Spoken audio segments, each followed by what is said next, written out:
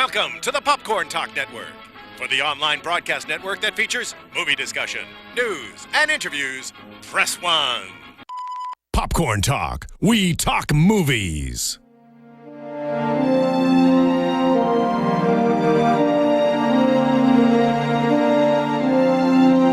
From the Popcorn Talk Network, the online broadcast network for movie talk, this is Inside the Documentary, featuring breakdowns and interviews about all the latest documentaries. Hey guys, welcome to another episode of Inside the Documentary right here on the Popcorn Talk Network. We are on youtube.com/Popcorn Talk Network. Also, if you're on Facebook or Twitter, you can go to facebook.com/Popcorn Talk Network and twitter.com/The Popcorn Talk. I am Bobby DeMuro. That is Ryan Malady. I am not speaking with Ryan today, so I'll just talk to you guys at home because Ryan picked this documentary today. Today we're talking about Sirius, 2013 documentary. It is available on Netflix. It is about aliens. Before we jump into it, and I guess I'll let you talk for a second here. If you guys haven't yet seen Sirius, hit pause right now. You can go watch it. It's on Netflix, available there. It is directed by Amardeep Kalika. It is based on ufologist Dr. Stephen M. Greer's book, Hidden Truth, Forbidden Knowledge, narrated by Thomas Jane. His voice was phenomenal. That was one positive on the documentary. Go watch that right now. Hit pause. Come back to us. For those of you who have already watched it or are returning, Ryan, hello. Hello, Bobby. I'm mad at Ryan because he chose... he gave me an option of 3 documentaries. I suppose I technically chose this one, but this was one of the 3 you gave me that we could watch. Listen, let me just say this. Some weeks on this show, and hopefully next week is one, I don't want to tease it, we'll just leave it as like a spoiler, but next week hopefully is one where you have really good weeks with really good guests. Other weeks on this show, we get to pick a weird documentary and just crap all over it. Yeah, well... You know, I saw on Netflix the trending documentaries, some of the popular ones going around this week, and I saw Sirius, and, you know, if you see it, it has that thumbnail of just this weird-looking, you know, mummified corpse, like a mini humanoid, alien-type looking corpse, and I'm sitting there going, That's on Netflix. It's a documentary. That's interesting. This is how he's picking documentaries. Yeah, you know, I mean, you know, pick a few and that are right there out and ready for the public to you know, digest. And you know, I gotta say, I was real fascinated. I'm always fascinated with the idea of, you know, like supernatural and, you know, certain ancient mysteries, stuff we can't explain. I feel like there's a part deep down in all of us that's pretty fascinated with stuff like that. Whether you like to debunk it or to humor it, everybody can relate to something as out of this world as the alien discussion. Do you regret picking this one at all? You know, I haven't seen very many extraterrestrial-based documentaries that have actual scientific processes. And after today, I still haven't seen any. Well, you know what? To be honest, yeah, I'll give you that. I think you know what angle I'm going to take on this show. Yeah. You know what? You can fire away in a minute, but you know it's true. I was watching it, and I had to double check to make sure I was watching the right documentary a couple times because, you know, this doc goes straight down the rabbit hole and takes so many different twists and turns. I think they took a wrong turn at Albuquerque on this one because, you know, it just goes from, you know, conspiracies with the banking systems, Federal Reserve and politicians to, you know, what was going on when we were dropping nukes and then just bam, and then it's aliens in your face.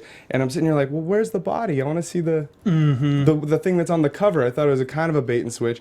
That being said, there's still some phenomenal points that this documentary makes that I would like to humor, but before I do, let's go ahead and hear what makes you so flush. So, for those of you at home, he's going to be the PC guy today, and I am just, excuse my language, I'm going to shit all over this thing. Let me say this before we start, because this is important. The group of people who fervently believe in something like this, that is the kind of group of people who are going to watch this after show, this recap show, and never ever be swayed or convinced at all by anything rational because they've already gone past the point of cognitive dissonance. And they are so far down the rabbit hole, it's an identity thing. It becomes an identity thing. We don't just see it with aliens. We see it with a lot of different things. You can see it with a lot of dogmatic religious people. You can see it with a lot of, and we've seen this documentary, Scientologists. There's a lot of different groups that this is, that are guilty of doing this. But this group of people, I started thinking about this. Do we open this up and have a debate? You can't debate people like this. I don't necessarily mean that pejoratively. I kind of do. You can't debate people like this because they're not trying to hear a debate.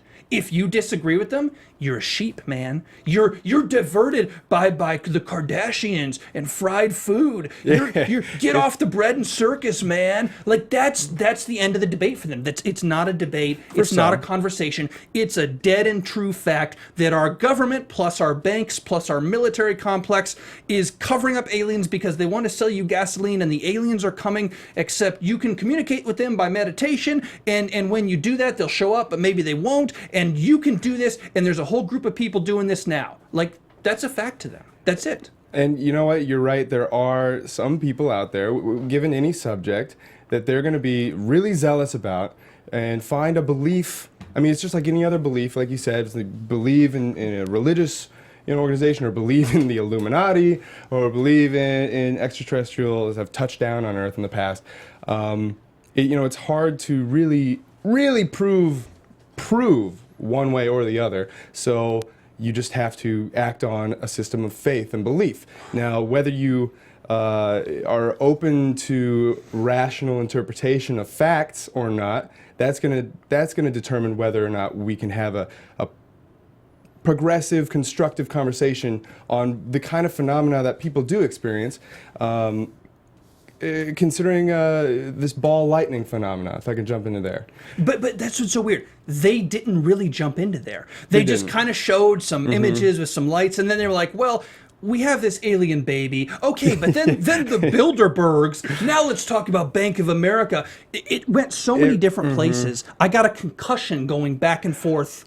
Story to story. I'm not gonna lie. When I was watching it, I was sitting there. I was like, "Bobby's gonna hate me." It's honest to God. I looked at the time thing the entire time going through. There was a point when Dr. Greer and the two other team members got cancer, and the woman, one of their team members, died. Her name was, I will find it here in about 10 seconds. Her name was Sherry Adamiak. When she died, and they did that memorial for her, I looked at the time thing, and there was an hour left.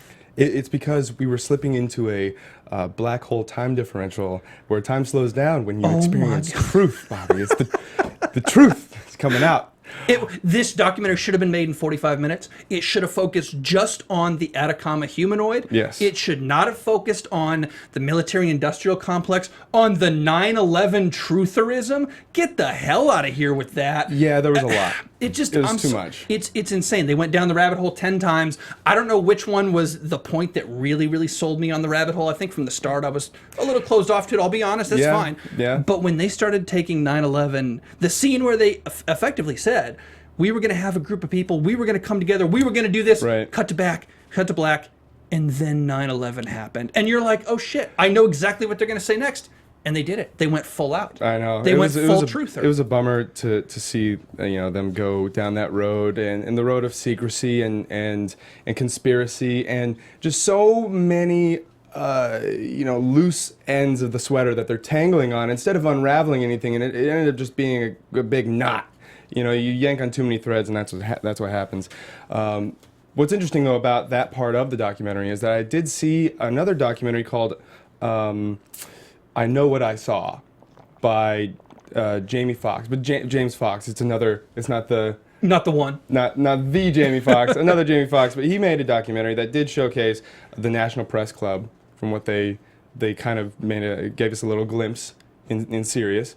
The National Press Club had a bunch of decorated government officials and former NASA astronauts and military pilots and just anyone with credibility who basically came out and said, hey, I saw these lights when I was flying over this ocean at this time. Here's some evidence I have. Here's some radar evidence. Here's some photographic evidence. Here's some transcripts from me talking to the air control tower. So just evidence showing, hey, there's a phenomena out there that we can't necessarily explain, We tried to. I mean, the U.S. Air Force came out with Project Blue Book, which was trying to really gather as much information as possible on unidentified flying objects. And I say unidentified because that's what it means. It means we can't tell you if this is a meteor or a Russian spy plane or a satellite or something else. We can't because it's unidentifiable. That's what's fascinating to me. It's like a magic trick. You know that there's something to it. You can't tell exactly what it is, but if you can gather enough information, maybe you can explain it. And when you have a lot of credible people coming out with these experiences and trying to explain it, but you really can't, that's where I find room for science and room for fascination. You can try to explain a phenomena that has been happening for, I would dare I say, most of recorded human existence, just unexplainable. Now, I don't presume to say, hey, you see this ball of light flying around, it must be an alien spacecraft. I don't presume to say that. A lot of people do, and that's when you start getting people closed-minded, unwilling to exchange rational thought and interpretation, and you get You get this. You get an agenda. There's absolutely no debate that UFOs exist in exactly what you're talking about. The definition of UFO, unidentified flying object. There are things flying that people don't know what they are. That's a UFO. Sure. It could be another plane, a drone, ball lightning. It's very easily explainable potentially, but it's unidentified. I also will go as far as to say that there is life somewhere else in this universe. Absolutely. No question. Is it little green men? Is it the Atacama humanoid and whatever else? Why? It's so stereotypical. It is. I don't remember whose joke it was. I think it's Bill Hicks's. If alien life exists the way that these people believe alien life exists, do you think those aliens are going to want to come here? Yeah, you think they're going to waste their time with us? I think it's the Faries paradox? Fairies? Oh, I'm going to get butchered by all these scientists out there, whoever's watching, but there's a paradox that says, if there are extraterrestrials that are capable of interstellar travel, and if there are so many of them, I mean, it's a mathematical certainty that there's thousands of civilizations out there just in our galaxy alone, and if they do have the capability of interstellar travel, why haven't they contacted us? Right? That's the paradox, is if you're walking past even creatures at the zoo, you have an interaction with them, you're observing them, you're, making yourself known, but it doesn't seem to happen here, or does it? You have everyone making claims about this or that, and what bothers me about this whole extraterrestrial discussion, I mean, I was a huge fan of Ancient Aliens when it first came out, not necessarily for the theory, not necessarily for, ancient astronaut theories, which are interesting, but for the experience of learning more about, how awesome ancient cultures were, architecture and language and mythologies. I find that so fascinating. But what bugs me about this conversation is that you have, even within this documentary, you can see it's evidence that the thought process is skewed. You have on one hand, wow, we have these balls of light that fly around, and we can't identify them, and they seem interdimensional and connected with love, and they seem like some kind of, extraordinary interdimensional being that connects through consciousness, and that's a beautiful, existential thought for the New Agers. But then on the other hand, you have, wow, that ball of light must be some kind of electromagnetic free energy propulsion system driven by little, actual physical beings in this realm of existence, flying around, zipping around in actual physical alien spacecrafts. So you have this disconnection of, wow, we have this, kind of, mythical, can't even understand it, time and space, ball of light. But then we try to presume to make that connection to something that's really physical. Oh, an alien spacecraft. You have Dr. Stephen Greer going, you connect to these interdimensional beings through consciousness and love, but then on the other side of the coin, he says, and we also found an alien body in what must have been, a crashed alien spacecraft that we reverse engineered, and now we're hiding from the public. It's like two different extraterrestrial conversations that are trying. There's always a disconnect. Whenever ancient astronaut theorists and everyone try to connect it, it just doesn't lock in for me. I'll tell you why it doesn't lock in, because it's horse shit. You can be the PC guy. I'm not. It's stupid. Listen, there's a couple reasons why this is stupid. The first one is I want to talk about Stephen Greer. The persecution complex. The complexes that these people develop. Everybody who dies has been kind of maybe mysteriously poisoned or murdered by the government. Like, oh, this person died. This person was beaten to death in his home. You know, we're not saying it, but we want you to think it. Right. You know, when they're talking about Eugene Malov, the doctor beaten to death in his Connecticut home, I looked it up. Let's talk about Eugene Malov, his death. An ongoing murder trial came to an abrupt halt Friday when Chad Schaefer of Norwich, Connecticut, decided to accept an offer of 16 years in prison, pleading guilty to the lesser charge of first-degree manslaughter in the 2004 beating death of Eugene Malov. Malov had just evicted Schaefer's parents, and he was cleaning the evicted house when Schaefer arrived and confronted him. The usual true explanation for most things is the simplest explanation.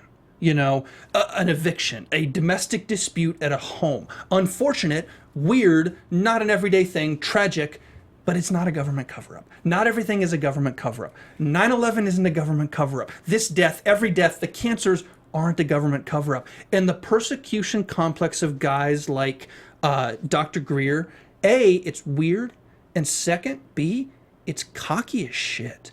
To be like, you know what, we're so important, we're so close to the cusp of truth, they're after us. The government is after us. No, they're not. You know what's interesting? They don't care. They did make the point that, you know, there are some secrets that are just, you know, so deep, they run so deep that not even the president knows about them. Most government agencies don't know about them. Nobody can be trusted with these facts, and yet the government itself is conspiring against everybody. So how can you have a government agency that doesn't know anything because it's so secret, and yet also have, you know, the coordinated cover-up in between agencies to suppress the free energy devices that people are coming out with. And don't forget, it's not just, this is what kills me, it's not just in between agencies, it is government and the free market. It is the banks, it is the oil companies, it's this, they don't mention it, but they show the images of the Bilderberg group. It is these secret societies of men. Look, Multimedia corporations. yeah, look, rich guys, yeah, there are media conglomerates, and that's an issue. That's more of an issue in terms of content and free speech than it is in terms of some alien-ish conspiracy theory. When you see a conspiracy at every turn, when you think you were persecuted at every turn, I wish we would have brought a psychologist in to talk about this, because that's a weird and interesting affliction. Just put me on the couch. This guy Greer, he talks at one point about how these leaders, these business and political leaders, are narcissists. They're completely self-focused. They're running this country into the ground. It is incredibly narcissistic to think that you are being persecuted, that there is a conspiracy theory about everything at every turn. That is narcissistic. I'm not saying our leaders aren't. Politicians inherently are incredibly narcissistic. Politicians are shitty guys, let's be real. But it's equally narcissistic to be like, you know what? This is a conspiracy. This is a conspiracy. This is a conspiracy. I know it. And oh, by the way, American public, you're dumb for watching viral videos on YouTube. You're dumb for being fed the entertainment stuff. Game of Thrones or Kardashians. You're stupid for watching that. They have you right where you want you. It's the whole you can't thing. really put Kardashians and Game of Thrones in the same sentence. They I mean, do. you did. They do. But They do. They do. That's It's true. the thing. It's true. It's either it's all or nothing with these kinds of inner circles, and it does. I mean, there's a few things that did bug me about it. You know, I would say they put it all out there, and all their beliefs, everything out there on the table, all the government conspiracies and ancient astronaut theory and scientific movements and ball lightning phenomena and little alien everything was just thrown in here into a big melting pot of what their beliefs are. And I'm bummed because, you know what, I do think that there is something to, and I use the term ball lightning instead of UFO because I feel like you get more credible attention from skeptical, intelligible people, and I want skeptical, intelligible people paying attention to this kind of phenomenon because I'm okay with that. I'm okay with that. Those are the people who give us the straight answers. Let me ask you a saying question. this is what it is, this is what it's not, and this is what we don't know. Let me ask you a could question. be. What was this documentary about? Alien. But that's the thing. That's what was so. This is maybe the biggest tragedy of this documentary. Not that it's insane, because guess what? If you think it's insane, you're going to think it's insane. If you don't think it's insane, You're not, nothing's going to change. No one is on the fence being like, oh, maybe it's insane and maybe it's not. You know either way already. Right. If you believe it, you believe it. If you don't, you don't. The biggest tragedy of this documentary as a film, though, is it was about 7 things. Mm-hmm. The banks, the military-industrial complex, a weird 9/11 offshoot, the alien baby. Hello, that's the thing. I know, right? That's the thing. I feel like I was, at a concert waiting for the headliner to come on. They keep throwing out, juggling acts, and I'm like, where's the alien baby? Alien baby is the story. You should have made a short film. It should have been 30 minutes long. Should have been about the alien baby. And at the end of the alien baby story, spoiler alert, they don't know what the hell it is. It could be a lot of stuff. That's the way science works. You often don't have conclusions. You just have further tests. That's fine. You could have made a short documentary on that, and it would have been fascinating. Right. It would have been interesting enough. This humanoid thing, that was interesting. Your evangelization of the military-industrial complex and the media and the lectures, man. I don't want the lectures. We all think for ourselves. Most of us think for ourselves. I don't want the lectures. I don't need them. It doesn't do your cause any good. I actually went... Opening into this documentary from minute 1 to minute 700, however the hell long this thing is, I went further away from their cause. They turned me off more than I was at the start. Right. At the start, I'm thinking, okay, there's definitely life in other realms. There's certainly life in the universe. It may not be as developed as we are. It may be more developed. But there's certainly life in other places. The universe is massive, of course. And by the end of this documentary, I want all these people to just go live in New Mexico or something. Have a state. Do. Don't bother us. The CSETI, the Center for the Search for Extraterrestrial Intelligence. More power to them. Honestly, God right. bless America that people can do and say and act this way and do. Listen, I can make fun of you, and I'm gonna do it. And God bless America. You keep doing what you do. I'm sorry, it's never going to happen. It's not going to happen the way you think it's going to happen. It just ain't. When you're talking about extraterrestrial visitations and UFOs and interdimensional, whatever, you got to have an open mind when even talking about it or being talked to about it. But there, not to completely, crap all over the whole thing. You do have to have somewhat of a kind of a speculative imagination when discussing it, because there's so many unknowns out there. Because even just saying, oh, I'm certain there's life out there, it's a mathematical certainty. You still have to use speculative imaginings just to have the discussion. So I give a little bit of freedom, creative freedom, to have opinions and beliefs, but this documentary takes a little bit too far for me. I wish they would have focused more on science. They did have Dr. Gary Nolan from Stanford look at this body, this alien body, so to speak, and say, look, we found some human-based DNA and some we couldn't identify. It only has 10 ribs. Humans have 12. The genes that we would expect to cause a short, tiny little body or maybe advanced aging, those kinds of diseases. We didn't find those, genes altered when we found the DNA. I think this is all fascinating stuff. Yeah. That was part of the documentary that I watched it for, because I figured they would put real science into it. I wish they would have done the same with their other claims and the other things that they were showing us, because, to be honest, Bobby, I'll tell you guys some stories. I've seen some stuff. I took astronomy. I took astronomy in college. I have family that works in in aviation, and so I'm very familiar with stuff in the sky. I've seen some stuff that I couldn't explain. I don't presume to explain it. I don't try to say, well, I bet you it was an alien spacecraft that zipped across through a wormhole just to say hi. I don't presume to say, oh, it's a being of light that is evolved past our understanding. I don't presume. I like to play around the ideas of stuff, but I don't sit there and say, this is what it is. Just like I don't try to explain what God is, and yet I can still have a basic belief of it. I still have that kind of feeling when I talk about extraterrestrial life and visitation and all that. I have an open mind, but I don't presume. This documentary tends to presume, and what turned me off immediately, it's a shame though, when they showed us those videos in the very beginning of the ball lightning phenomena. I mean, you have experiences like the Arizona lights, where 10,000 people saw the crazy lights flying overhead. Yeah. And that's a phenomenon. That's something that was documented and can be taken for face value. But then they have other videos which I've looked into a lot of them. I have. There's one that was identified as a blimp. There's the other, they showed the tether event, which a lot of UFO enthusiasts are familiar with, STS-75.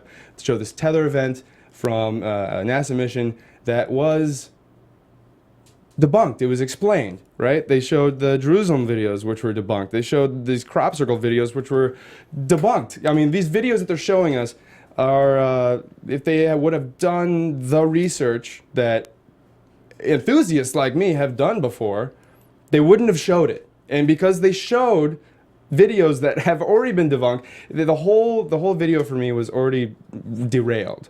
And it's a bummer because I went into it with an open mind. I wanted to hear what they had to say. I wanted to hear the science. They didn't have very much science, enough to keep it kind of interesting, but the science was just peppered on top of a big speculative plate that I couldn't swallow. Yes. It's the other issue that I have with these is Robert F. Kennedy's assassination, JFK's assassination, again, all the banking stuff, all the military-industrial stuff. When you get a group of conspiracy theorists, when you get a group of people like this, this is in part why this film is so long, because you gotta let it all out. These people cannot help themselves. It's never one conspiracy. It's all the conspiracies. All these people, and they're not alone. Religious people are like this, and non-religious people are like this. All these people are very apocalyptic.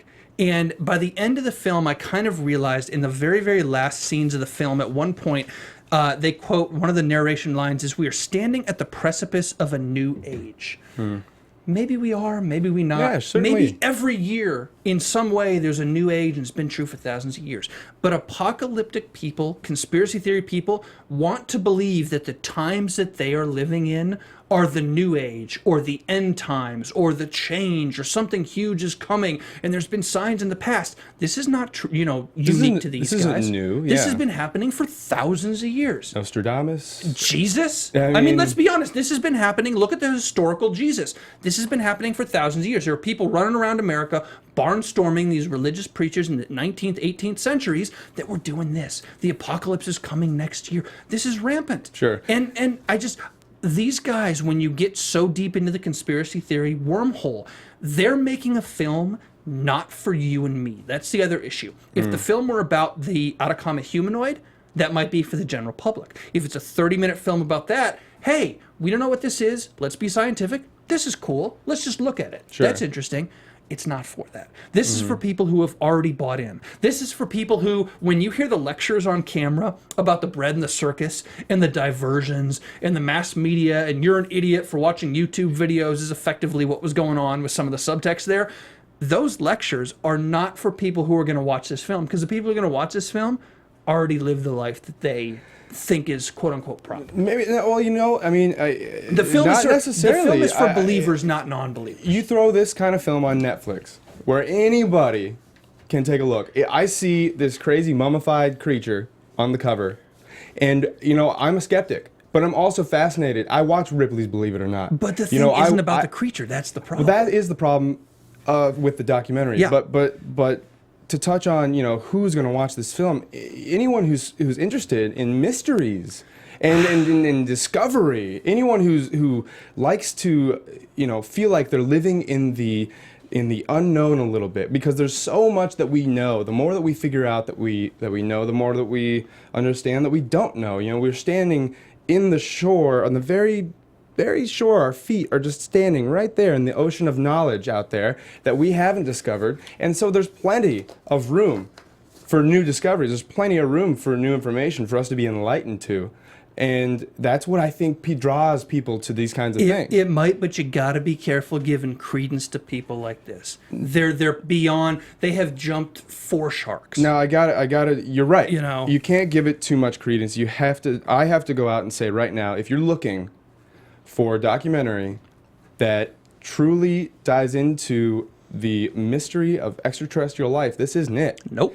This is a purging of a belief that may or may not have credence to it. You could lay out there and meditate. Honestly, I've laid out there and I've stared out in the sky and stargazed and whatnot, and I saw some stuff that I didn't necessarily know how to explain, but I don't go ahead and just presume to explain it because of that fact. You're kind of an LA guy. Let me tell you. I'll tell you just a quick little story. I was filming a show called "Are You the One" on MTV last year, and I was hanging out with this girl, Kayla. You know, she was like my little romance on the show. Was she the one? She was one of them. Okay. And, you know, this, I'll just cut right to the chase. We were outside in the hammock. I had my binoculars, 'cause I took them with me, and I was showing her the stars. It was a nice little romantic thing, but it was like 4 a.m. The camera guys have already gone to bed. And of course, on a freaking reality show, we see something phenomenal and the cameras aren't out, right? And I know it's dumb, but we were laying there in the hammock. We were talking about really crazy existential stuff, beliefs. I even brought up ball lightning. She brought up angels. We were talking there, you know, sitting there. And during that conversation, she points up. She goes, "What's that?" And there's a little ball of light, right? And it's not just a little ball of light. I have my binoculars. I can actually zoom in on this thing and see what it is. It's a little orb, little orangish, whitish orb that is flying across the sky, not in a directly straight path, but it's kind of like flick, you know, a little zigzagging a little bit. It's weird. It's something that I had noticed before in videos that I found to be legitimate videos, not doctored YouTube videos for views. So I was like, oh, I recognize this. This is one of those things, those orbs that people, they see and they don't understand. For thousands of years, people have been seeing them. And thousands of years ago, they said, oh, wow, chariots of fire, you know, sun god, disc god, dragons, you know, gods. And nowadays we see a light in the sky and presume to know that it's technology, because what else makes lights but technology? So nowadays we see these things and go, oh my God, it's a spacecraft, an alien spacecraft. I'm sitting here just going, check it out, a little ball of light. Now that one flies by, another one comes, and this time this one kind of slows down when it gets right above us and grows really bright, impressively bright, to the point I had to take the binoculars down and see what was going on. And then it kind of dims away again and it keeps going. And then we have 3 that come in a triangle, like a perfect little triangle, flying across, right above us. As soon as they get right above us, they split into 3 different directions, right? And then another one, so 6 total. And Kayla's over here, she's tearing up, she's crying. I'm just fascinated. I'm like, this is great. What are these things? And, you know, I tell people the next day about it, and they're like, yeah, okay, were you drinking? Like, no one. That's my first question. What were you on? Right, exactly. Like, no one. But what and were you on? I'm an intelligible person, okay? I gotta say, like, I gotta give myself some credit. You know, I'm a skeptical person. You know, I don't give things too much credit without looking into them, but I'm also open to new ideas. And when I see something with my own eyes, you know, I don't necessarily jump right into explaining it, because that's not what an intelligible person does. I try to explain, try to figure out what it could be. And when I see stuff like that, I just say, okay, well, that's unidentifiable. That's something that people see a lot, and they try to identify, but they can't. And so that's as far as the conversation goes for me when I'm talking about what I saw. What I saw was balls of light behaving in whatever fashion that you want to describe them. Intelligible, I don't know. I don't think they were responding to my consciousness. I just think they were just little balls of light flying around. And I think people have been seeing them for a long time. I think people see them today. And I think when the government looked into these kinds of sightings, when we were just getting into kind of the nuclear age, it quickly discovered that these things aren't a threat to national security and kind of just dropped them. Everything's disclosed. You can look at, you know, after the Freedom of Information Act, all the, you know, the Project Blue Book and everything that the government looked into with regards to UFOs was disclosed. And we just basically concluded that said, hey, we don't know what these things are, but they're not a threat, so whatever. Now, there are UFO enthusiasts who go out there and they get their night vision cameras and they catch these things on camera. They do it all the time. It's not that hard, really. If you go out for long enough, you look up in the sky for long enough, you're bound to see something. Satellite, probably. Venus, most likely. Probably a plane or a helicopter or a blimp.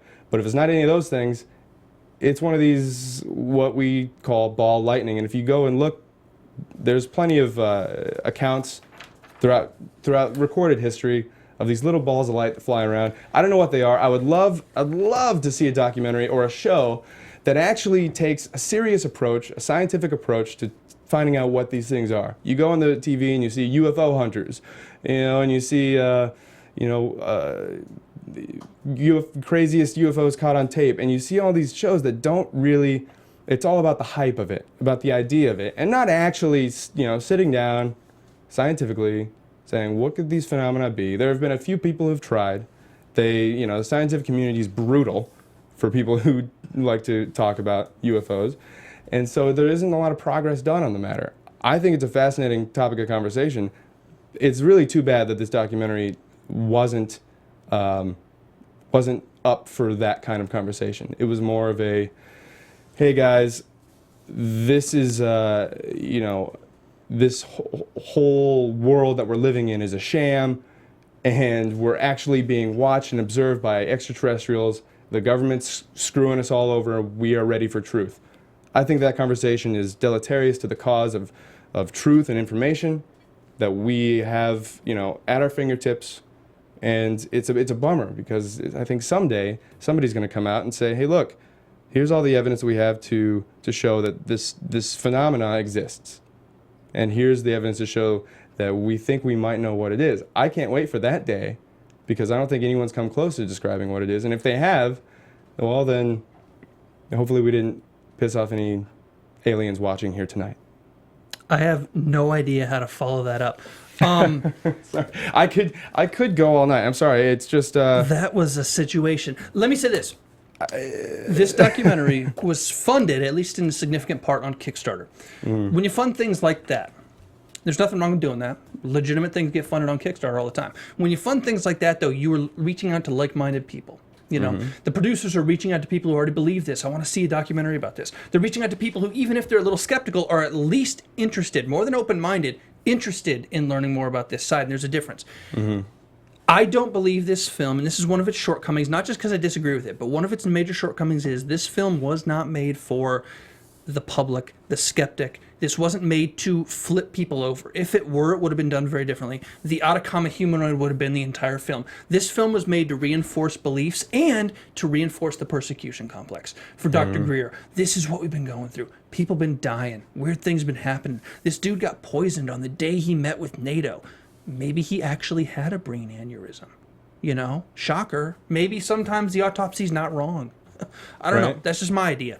But it's reinforcing beliefs because you have this line of cognitive dissonance that you keep having to hit when you think something like this. You keep having to wrestle in your own head and say, how do I twist X, Y, and Z to prove my theory instead of the fact that, they look like they go against my theory, or to prove my paradigm instead of going against my paradigm. And this documentary, I think, is a great example of that. And you can connect so many like-minded conspiracy folks. JFK conspiracy, shit, aliens. 9/11 conspiracy, aliens. Now you're speaking my language. Now you're talking. You get all these conspiracy theory people together, and then, I'm sitting here and I'm thinking about this, and I thought a lot about this today when I watched this thing. There's nothing that we can say, literally nothing, no amount of science, no amount of humor, no amount of logic, no amount of direct to the camera, very heartfelt talk, nothing will bring people back from the brink of things like this. They have decided. This is them. This isn't just a belief. This isn't like you and I, hey, let's go do a science experiment. Let's test out, the rate of something falling. Let's test out gravity for things that weigh different, amounts or have different surface areas. Don't even get me started on gravity. This isn't like a science experiment. And then when we get done with the science experiment, we're like, okay, let's go have beer. This isn't like that.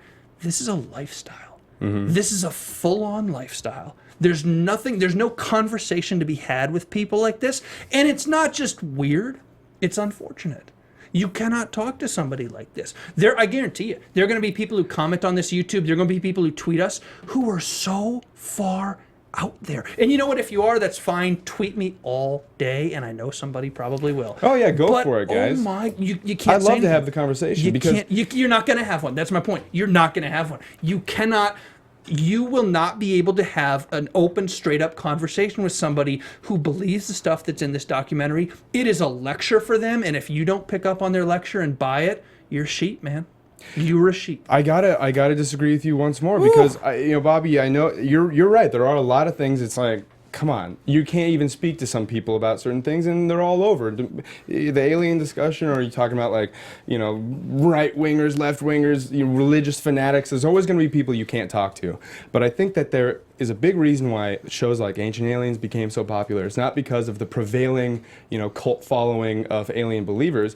Yeah, that's big part of it. It's a strength of it. But I think there's a lot of people who have either seen something or heard some story from somebody and have a feeling of something out there that's bigger than themselves and like to discover, like the idea of, discovering something, or that we're on the brink of unveiling something new about the universe. Or we learn all kinds of scientific discoveries that trump beliefs that we've had, for thousands of years. Every decade there's something that shifts us, from the reality that we were just living in.